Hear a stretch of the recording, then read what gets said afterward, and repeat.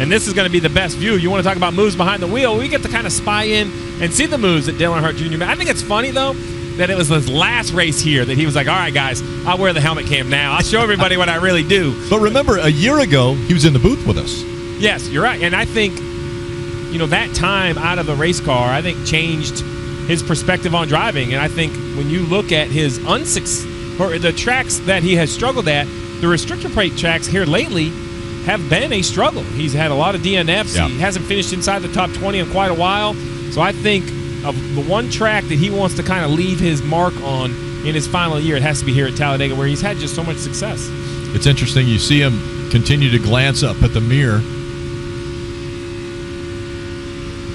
At this racetrack, our camera's going to see out of the windshield 100% of the time, but you will be able to glance up into that mirror. His eyes will be looking in the mirror more than likely, more times than his eyes will be looking out the front of the windshield. So, Rick, there's really two things. You mentioned the regular mirror, which is up here, pretty easy to see, just like it is in your street car, but it's also worth talking about this mirror over here.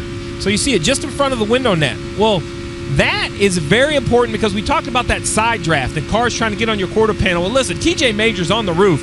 He does a spectacular job, but going down the backstretch, which is where Dale Jr. is right here, into turn 3, we see that out of the booth, right?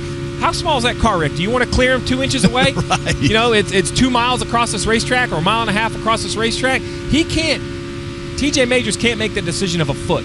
Only Dale Jr. can. So he's going to use that left side mirror to use that double yellow line to his left to protect that lead on Sunday. If he's able to lead this race, he can kind of squeeze that guy against that double yellow line. Remember, that's out of bounds. No one can go down below that double yellow line. So both of those mirrors are very important.